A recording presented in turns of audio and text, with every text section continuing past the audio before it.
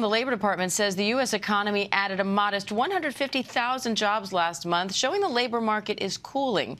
The unemployment rate also rose slightly to 3.9%, up from 3.8%. ABC News business reporter Alexis Christoforous has more on that.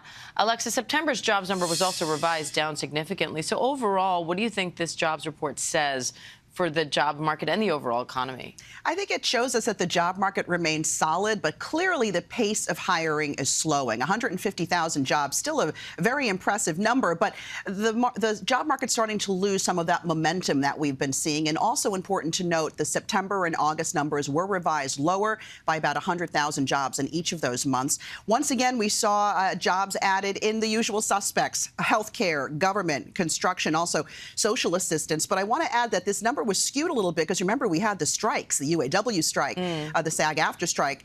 When you're striking, you're not considered working, so that also skews these numbers a little bit. Wage growth, which we always watch every month, also easing a bit, up 4.1% year over year.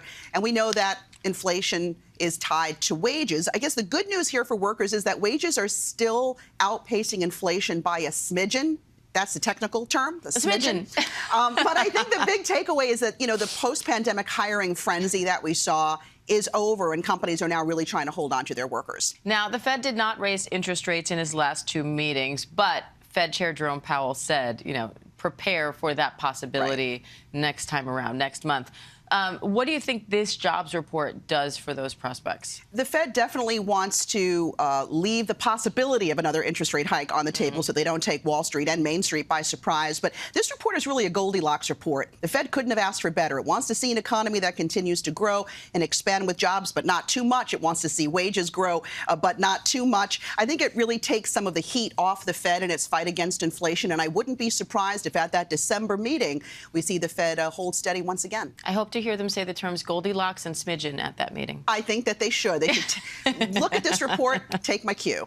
Alexis, thank you.